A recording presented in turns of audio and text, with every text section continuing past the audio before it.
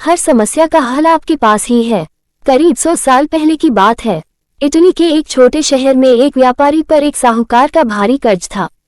वो साहूकार बूढ़ा और चालाक था, साथ ही व्यापारी की सुंदर बेटी पर भी उसकी नजर थी। उसने व्यापारी से कहा कि अगर वह अपनी बेटी की शादी उससे करवा दे तो वह सारा कर्ज माफ कर देगा। व्यापारी और उसकी बेटी यह प्रस्ताव सुनकर बहुत परेशान हो गए। साहूकार ने एक चाल चली। उसने कहा कि वह एक थैली में 2 कंकड़ डालेगा, एक काला और एक सफेद।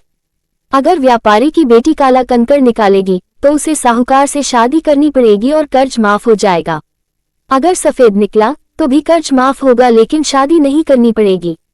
और अगर बेटी कंकड़ निकालने से इनकार कर दे तो उसके पिता को जेल जाना होगा।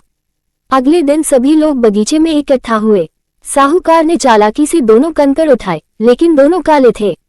वह जानता था कि कोई ध्यान नहीं देगा और उसने दोनों कंकड़ थैली में डाल दिए। बेटी ने ये सब देख लिया। अब उसके पास 3 रास्ते थे। 1, वो साहूकार की चाल सभी को बता दे जिससे पिता को जेल जाना पड़े।